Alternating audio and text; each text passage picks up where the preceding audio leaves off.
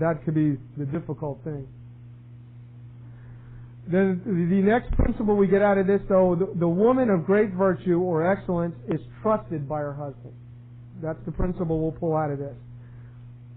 Is the woman of great virtue or excellence, because again verse 10 says the woman of excellence, or an excellent wife. The woman of great virtue or excellence is trusted by her husband. I don't think there's anything higher you could say about a wife than she's trusted by her husband. And I'm not just talking about not having an affair. I'm talking about trusted in all areas of life, to get things done, to be faithful in areas. We're going to see later how many areas of life that she has under control. The other principle that coincides with this, though, is the husband trusts in her because she blesses him. The husband trusts in her because she blesses him. She brings him happiness. She brings him pleasant circumstances. She brings him prosperity, and I don't mean money, but I mean there's a prosperity in his life. He feels full. He feels fulfilled. Remember, the one thing in marriage that's supposed to be brought out is that there's a fulfilling aspect. You're made into one. I always said to Lizzie, I go, without you, I wouldn't be one, I'd be half. Think about that. Because when you're joined together, like, you become one. Now, if you split that, what happens? You become half. The last I checked, the fractions. So, once again, the husband trusts in her because she blesses him. She brings him happiness, pleasant circumstances, prosperity, all the days of her life. You know why I said that, right? She drops dead. That may end. So, in verses, we're going to go to verse 13 in a second, but in verses 13 through 31, there's two basic questions that are answered. So let me give you these two basic questions. It says, why does the husband trust and depend on his wife? Why does the husband trust and depend on his wife? So this comes out of verses 11 and 12. We didn't cover 12 that much, but she does him good and not evil all the days of her life. That's where I got the last principle from. But if you take these two things, why does a husband trust and depend on his wife? Why? Because verse 11 gives you no hint. And the second question is, how does the virtuous woman bring good to her husband all the days of his life? So, coming out of those two verses, 11 and 12, why does the husband trust and depend on his wife? And how does the virtuous woman bring good to her husband all the days of her life? Now, so far we've gotten to a point, we're going to start in verse 13 in a minute. Let me ask you a couple questions. In today's society, when we have feminist rights and all that stuff, how much does this slam against it? Because what's the first thing that's going through your mind what the Bible's saying about a woman? What's her number one thing to be? No. Be a wife. Be a wife. And to do what? What did you say? That was pretty... To be a helpmate. Yeah, I understand that. But she's supposed to be her husband's partner. She's supposed to do things to make her husband ability to be a husband. What, does that knock up against society? Think about it. When you talk about secularism, what's a woman supposed to be? Of who? Of anybody. Now, is there anything wrong with being... And we're going to see in a minute, this woman is a dependent and independent woman. But in lieu of being a what first? A wife. No, it's not. Oh, yeah, that's that part of... Well, a husband's supposed to do what? The New Testament tells us a husband is to love your wife as Christ loved the church, which makes it a lot easier for a wife to be what? Submissive. I'll never forget talking to a guy. I go, my wife doesn't do anything I say. I go, do you love your wife? No, you're not listening to what I'm saying. My wife doesn't. I go, do you love your wife? I think it's a simple question. He couldn't answer it. I go, then don't expect her to submit. You first. Now I'm going to say that again. You first. Because the Bible does say that husbands love your wives first. As Christ loved the church. What does it say? It says, we love Him because He first what? Loved us. What came first? Christ's love for us. We didn't say, well, we love God because it's God. So if Christ is like loves the church as we're supposed to love our wives, isn't that first? So, yeah. What? That's it. That's first. Okay, let's go to verse 13. It's kind of interesting because I did a little bit of research because I had no clue what this is. So I'm going to help you all along. It says she looks for wool and flax and works with her hands in delight. Now, first of all, I want you to understand something. The word "she looks," it's kind of like vague to me. Isn't that vague? She looks. How does she look? How does she look for this stuff? Does she go to like the linens and things, or what's the Joanne fabrics, and just say, "Oh, I want a skein of flax and another skein of wool"? Because that may be looking. The word here in the Hebrew, though, gives you the feeling behind it, and since it's in the cal active, you don't have to write this down because the Hebrew will drive you nuts. Understand it because we haven't gone a lot into it. But it means to seek or search for something diligently. That means she not only finds maybe a bunch of wool, she may look through the wool to see if it's exactly what she wants and the quality she wants. You know? And we all know where wool comes from. Sheep. But what is flax? Now I'm going to read you some stuff on flax. Huh? Well, I knew what it was, but I don't know how you make it into anything usable. So, well, let me read it to you. Common flax was once one of the first crops domesticated by man. Flax is thought to be originated in the Mediterranean region of Europe. The Swiss lake dweller people of the Stone Age apparently produced flax, utilizing the fiber as well as the seed.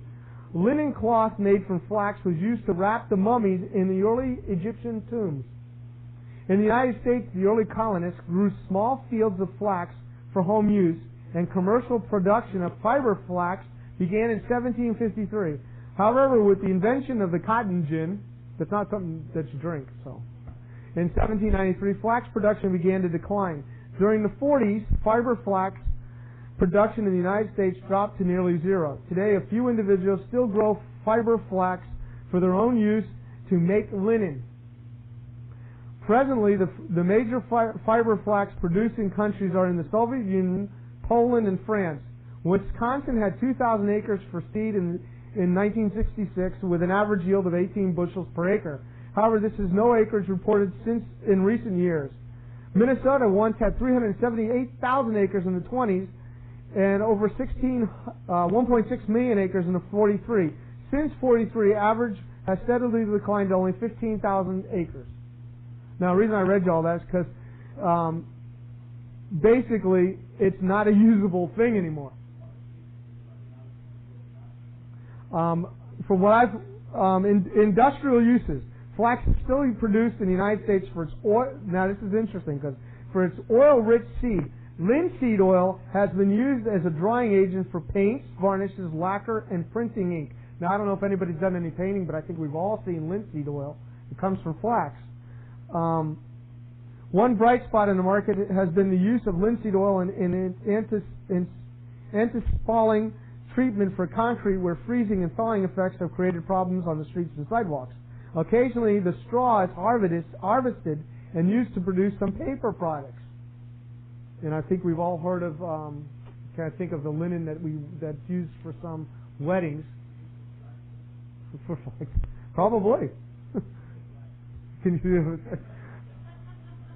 You guys didn't get that when he first said it? Never mind. But it's also used in human food. Recently, there's been some interest in the seed for health food because of its high amount of polyunsaturated fatty acids in the oil. So, what I'm saying is, what did she use this for? I am 90% sure she used it for clothing, because it says again in verse 13, she looks for wool and flax and works with her hands in delight. Now, it's kind of interesting. What she did was not only search to clothe her family, she looked for quality in providing that clothing, and she enjoyed doing it. Now, this is where I will put into this verse where women shop, men hunt. Okay, women have the innate ability to shop for quality and look for certain things where, you know, Lizzie will send me out for a can of soup. That's scary. Buy a can of soup. I have sat there with the cell phone. mushrooms, meat, which one do you want? Prego, for spaghetti sauce. It was like, just, for me, if it's in a can and it's cheap, I would buy it. But the kind of interesting thing is this was a quality search. What do women search for today more than anything else? Think about this. Where is their ability for searching taken them? No. And it's kind of funny, because most things I get from women today, they're not on a hunt for quality. They're not on a hunt to clothe and provide for their family. They're on a hunt for men. And sales, I know. But it's interesting, though, in this day and age that the Proverbs were written, women dedicated themselves to a way of providing for their family. And nowadays, you see, women are not even taught those things.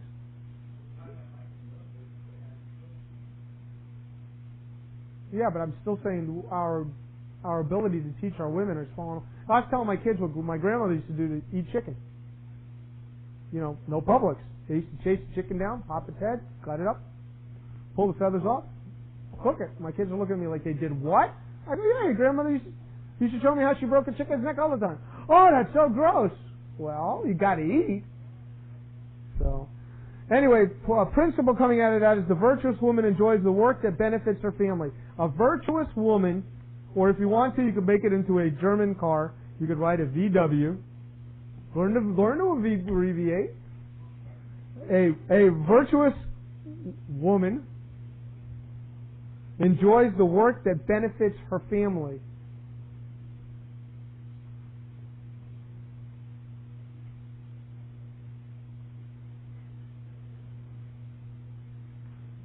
Was that a snide remark?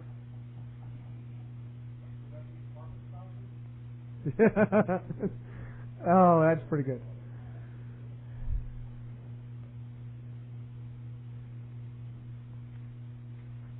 Verse 14. She is like merchant ships. She brings her food from afar. Now, those of you that understand anything about similes and metaphors, this is a what? I heard both. That was a good answer. Okay, why is it a metaphor, not a simile? Okay, it uses like or as. A simile doesn't. But would you compare your wife to a merchant ship? and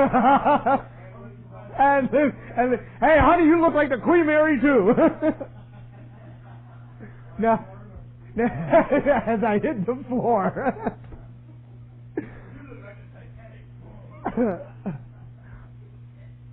Better than calling her a frigate. Never mind. But Solomon's mother is telling him that a woman should be like a ship. He's not talking about a physical attribute. What is being talked about? Now, you have to understand, the only way of getting import and stuff brought in was by ships back then.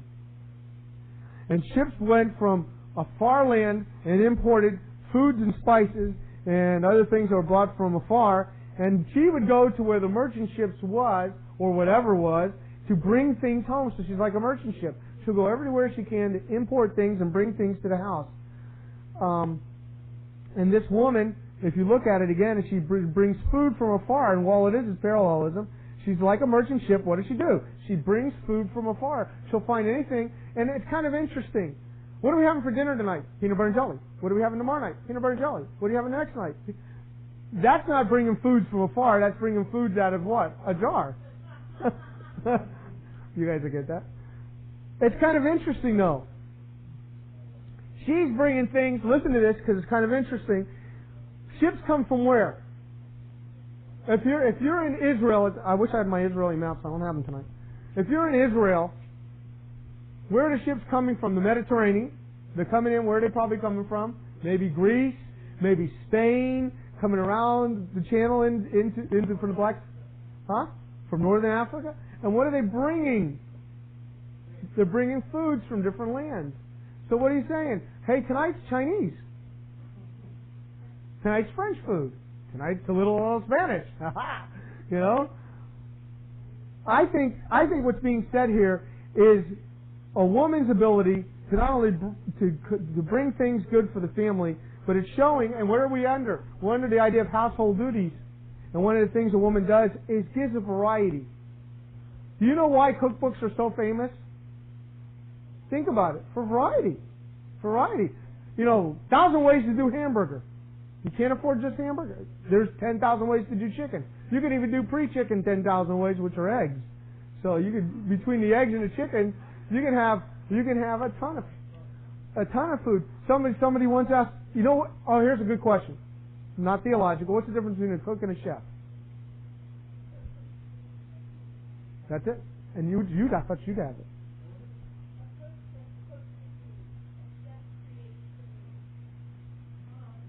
And that's it. That's another thing. A good chef owns the restaurant. A cook works in the kitchen. That's it. And a lot of women say, I have to cook dinner again tonight. But what they should really be? Chef it. Not Chef Boyardee it. So principle, I guess number 4 for tonight, 5 for tonight, whatever it is. Principle, the VW, the virtuous woman ensures variety and abundance. The virtuous woman ensures variety and abundance with the recipes she prepares for her family. Therefore, I only have one kid to talk to tonight. That's a shame. Therefore, women should learn to cook. It's not hard. It's not hard. Therefore, you must be a little creative when you cook. My mother thought the only spice was salt. Then she discovered chili powder instead of paprika. That'll light your fire. Thought it was the same thing. But the idea is be creative. It doesn't take much to make spaghetti fancy. You can, hot dogs are cool. Do them different. Oh man, ask my kids.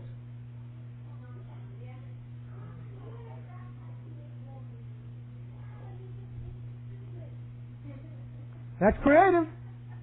That's creative in a can. Verse 15. She rises. Now this is going to kill a few of you all. This may knock you all off. I'm going to tell you something. When you're done with some of these things, he's not supposed to do that, is he? I'm going to say something to you. A lot of people are going to say, this is not who I am. I don't care who you are. When you do what God says, God blesses you. And this next verse is one of those things that God blesses you at, because the last thing you need to hear is she rises also while it is still night. So for those of you that don't understand that means before the sun comes up. Before it's dawn even. I want people to understand when it's dawn, which is right before the light part of the day, it's right after the darkest part of the morning. It's called dawn. It's not really anything's happening. People say, well, I'll get up at dawn. No, she gets up before dawn. She gets up when it is what? When it's night. And gives food to her household and portions to her maidens. Now, understand something. First of all, this is cultural. This is cultural. Okay, did not have Ma Edison to keep you up till 11:30 at night.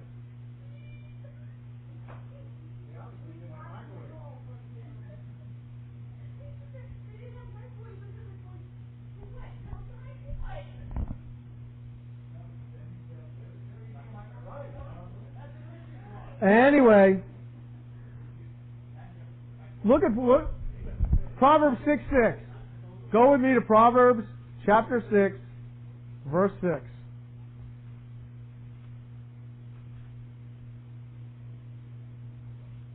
Now, let me tell you something about. This is so fascinating sometimes. Proverbs basically 2 books in one. Chapters 1 through, I think, 6 something or 7, let's just say 7 for now, is basically a dialogue. I mean, you're just going off and ranting and saying stuff. But chapter 8 through 31 is Proverbs, where they're actually one verse and another verse And another verse here may all be talking about the same subject. They don't just go, verses 1 through 3 is this subject. That's why when somebody says, well, Proverbs chapter 10, 1 through 3 is talking about this, and you can't really do that in Proverbs. So, one of the key subjects in Proverbs is the sluggard. Now it goes through the whole book. So we are in chapter 6, which is in the first break, where it's basically content, and it is subject matter. But in verse 6, chapter 6, verse 6, it says, go to the ant, O sluggard, observe her ways, and be wise. Now, why? I'm going to tell you something. I don't know what it is, but I've watched ants, and they fascinate me. But what do you see about an ant? What is an ant? An ant constantly working. If an ant stops working, do you realize what you can't do? He would die. Body is built to keep going. Now, I know our bodies are not meant to keep going, but the idea here is what Solomon, writing the Proverbs, wants us to understand is there's no reason for us to be a sluggard. What do you need? I need my extra 15 minutes of what? What do we usually say? Beauty sleep. I'll tell you something. Most of y'all will sleep half your lives, it ain't work. So it ain't going to work for 15 more minutes. It's not like the magic hour. Okay? 9 and 10. It says, how long will you lie down, O sluggard? When will you rise from your sleep? A little sleep, a little slumber, a little folding of the hands of rest. It means basically, realize that as you get older, you do require more sleep at a certain age and more sleep at a younger age. But when you're middles, you don't need that much sleep. You don't. You don't need it. You want it. There's a difference. And I'll tell you this. Again, formulaic. When God says do it, don't be a sluggard. He'll give you the necessary energy with which to do that. And remember, somebody will walk up to me at the end. Well, I have this, inner symptom, that I do get tired. Well, guess what? I understand that. That's medical. But what it's saying is the normal person, the average person, shouldn't be sleeping all the time. And I will tell you this. A little formula.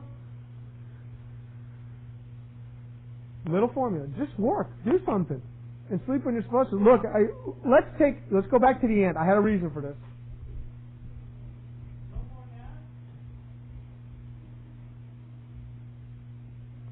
The difference between an ant do when it works. Let's take a lesson from the ant tonight. Not the ant. Huh?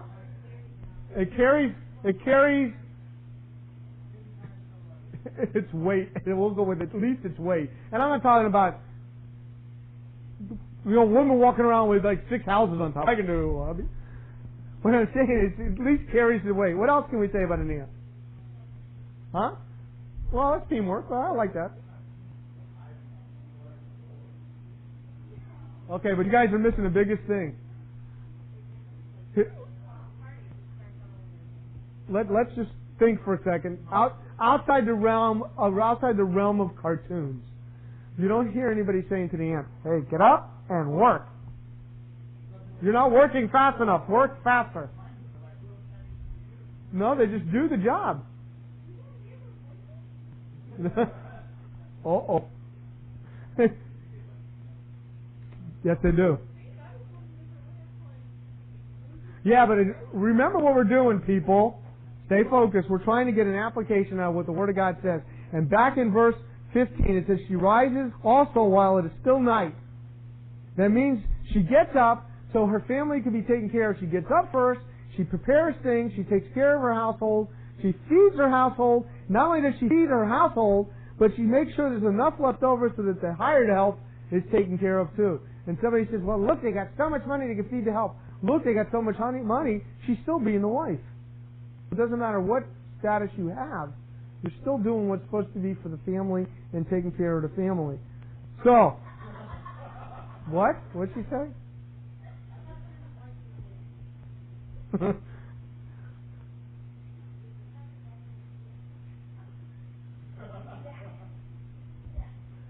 Principle number, 5, 6 for tonight? The virtuous woman redeems the time God has given her. In other words, let's just make a word. The virtuous woman's productive.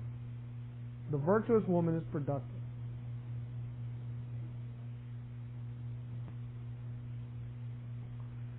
Which follows out of this, the virtuous woman has priority straight because she provides food for the family and leftovers are not for another night. No, they're go to the servants. We have servants night at our house, by the way, just letting you all know. It's called leftover night. Since we have no servants and the dogs are not allowed to have the good stuff, even if it is leftovers. I just gave it a new night, Liz, a new name. Instead of leftovers, it's servants night. Thirdly, in this part, this woman is generous for those who she employs. The virtuous woman is generous to those in her employment. How's that? Reads better. In other words, is there somebody working for you? You take care of them. And then I look around the room. We can erase that one. You know. Back to our outline, verse 60. Huh? She has her priorities straight. She provides food for her family, and leftovers are available for her servants, or made available. Verse 16, now we're going to talk about business endeavors. Business endeavors. Verse 16, she says, she considers a field and buys it. From her earnings, she plants a vineyard. Now, it's kind of interesting because the word considers there is a qual perfect. I mean, a cal perfect of a Hebrew word that means to have a thought or to fix your mind. She sees something, she sees the value in it, she focuses her thought and her abilities to getting that. That's what she's. In other words, she's not buying it spontaneously, happenstancely. She's thought about it. She's given it thought to its values. It's kind of interesting how many times we do things and we really don't think about it. I'm thinking about it today. How many things do we really think about? I think we've come to a stage in life that we so easily, well, I feel good about this, I'll do it. But you really don't think about it. Yeah, and that's exactly what it is, though. I feel good about me, I'll do it. The virtuous woman has business savvy. In other words, she takes personal initiative to do so. Now, it's kind of interesting. We've come a long way in these few minutes tonight. But in verse 11, it says verse 11, the heart of her husband trusts in her. And then we tie it in with verse 16. She considers the field and buys it. I could just hear myself saying to my wife, if I know who I am, why'd you do that? Why'd you buy that? And I have called myself many times since she does something. I go, why? And I go, whoa, wait a minute. I trust her. She has a reason. Not like it's not, it's not like she's making us in the poorhouse. I got to go back and say, am I at verse 11 or am I going between verse 16 and 15? So that's application for the guys. When a wife does something, if you trust her, let her do what she needs to do for the house. Now that's not... Yes, it's on tape, but as Will gives me a dirty look. It's not for you to go out and say, well, listen, I need that new refrigerator. Eric just told me to go buy it. No. She thinks about it. She considers. She puts thought into it. Then she buys it. That comes from... But she buys it. We must do something very important from the second part of the verse. It says, she considers the field and buys it. From what? From her earnings, she plants a vineyard.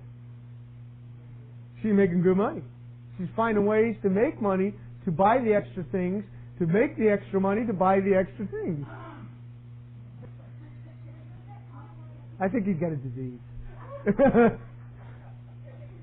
It's amazing what cyanide will do. Just letting you know. Oh, that's on tape.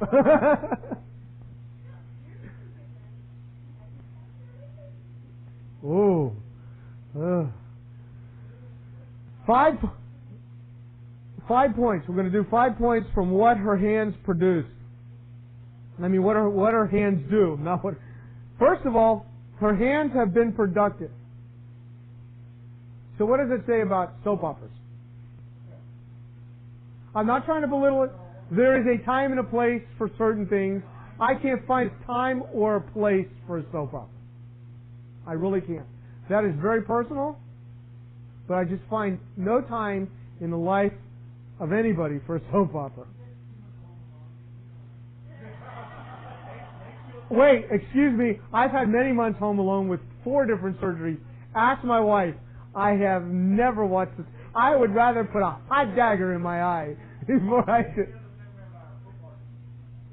I know. Ask her. She doesn't feel the same. You got to train your women right.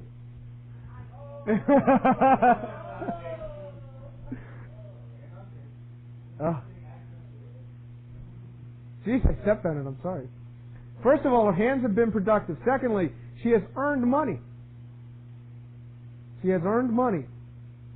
In other words, I'm not the guy that says, why should be home barefoot and pregnant. Especially not the last part anymore.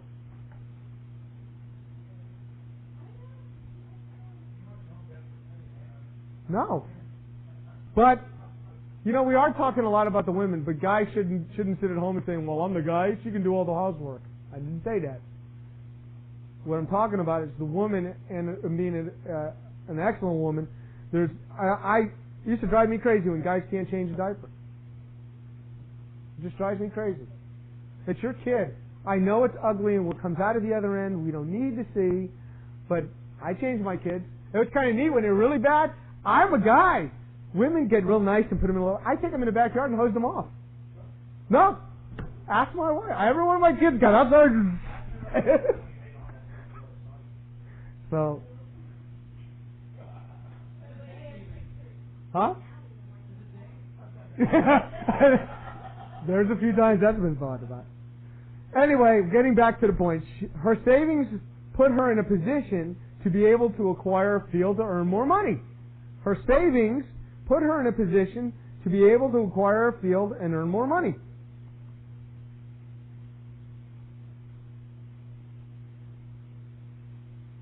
She evaluated the field before she made the... No, wait. You know, you guys got to take shorthand. Her savings put her in a position to be able to acquire the field to make more money. She evaluated the field to purchase it. She evaluated the field to purchase it. Sure.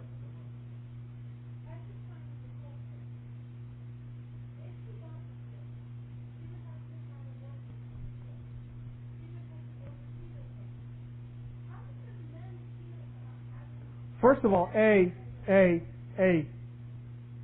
assuming this is like 700 acres. Okay, it's enough acreage. I don't know how big it is, so let's not assume anything. But it's enough acreage for her to make money, to be able to have bought the field, to make enough money to support other things she's doing. No. That's it.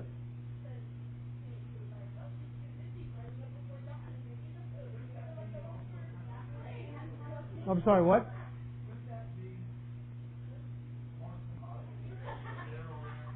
He's out of war killing people.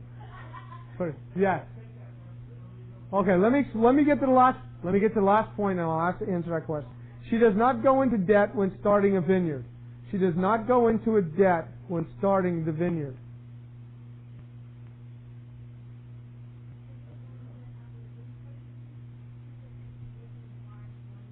She's making wise money decisions. I knew a pastor. When he retired, he had $2 million in a savings account. And he couldn't figure out how he got so wealthy because his wife handled most of the money. And she'd take a little bit each week from his tiny little salary and invest it in the right places. And back then, when Carter was making us rich people and 21% interest rate, she was doubling her money every 2 years or something like that. And she just kept investing it wisely. And when he retired, he had almost $2 million. So, oh boy. You ever see the little programs that say, you know, if you stop having a soda a day, you can make this kid eat? Well, some of us, if we stop doing those things and put it in a decent account and put it in the right account, before you know it, you'd have money. What's a penny saved is a penny what? Okay? That is a truism.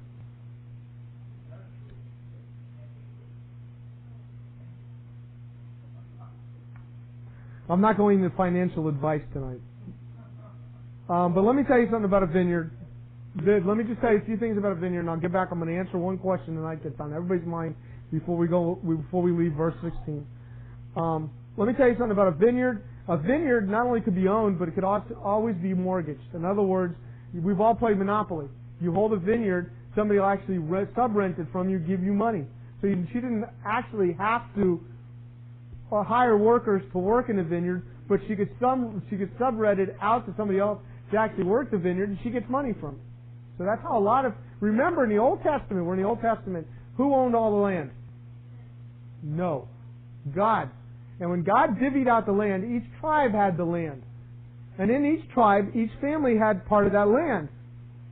So when they decided to mortgage it out, or they had to sell it out, we talked about this before, it had to be redeemed, because why? All the land had to stay within the family, because God was the one who owned the land, and God gave them the land. So when Israel says today, this is our land, they're biblically wrong. It is God's land. There are eternal leasers. They're allowed to have it forever. Not $1 a year, it's theirs. So, and they don't have to share it, but they cannot say it is my land. We can't even say, what do we say about America? This is my land, this is your... No, it isn't. I'm so not singing. But the idea behind it is we call this our land like it's our possession. It isn't, because the whole earth is God's, and God never gave this to any of us. He only gave one land to one people. I don't want to be overly dogmatic, but just think about that for a little bit. Okay? But anyway, the idea behind a vineyard, it could be mortgaged. Secondly, the vine is a staple. The wine is a staple. Somebody says, oh man, if I had a good bottle of wine, and no, but a wine, listen to me, wine was multi-purpose. The last I checked, they didn't have, Jerusalem water and sewer. So when you got water out of the well, you could drop dead from some of this water. So you poured wine in it as a disinfectant. So now it was potable, watered down wine, potable water. You could actually drink it. Many of you might have heard about the jerk that was told that they were under 48-hour boil water watch, and the guy was boiling water for 48 hours. He says, I can't keep the water in there, it keeps boiling out, what do I do? Well, they didn't have the boil water idea in they put wine in. Okay? It was true. I'm driving, I'm dying because this guy was serious as it could be. Either that or he was just really good at being dumb. Yeah. You heard it? You heard the guy? The guy said, wine was used for celebrations. Wine was used for celebrations. Wine was also used for medicinal purposes. In other words, they didn't go down to Eckerd's and buy cough medicine with 10% alcohol. They just had 20% wine. Look, my cough is gone. I don't know where it went. What? Okay. In closing, I'm going to go to one more set of verses, and then I'm going to answer the most impertinent question I know that's coming out tonight. Go to Proverbs 24, verse 30. Proverbs 24, verse 30. We started late, so I'm going my hour.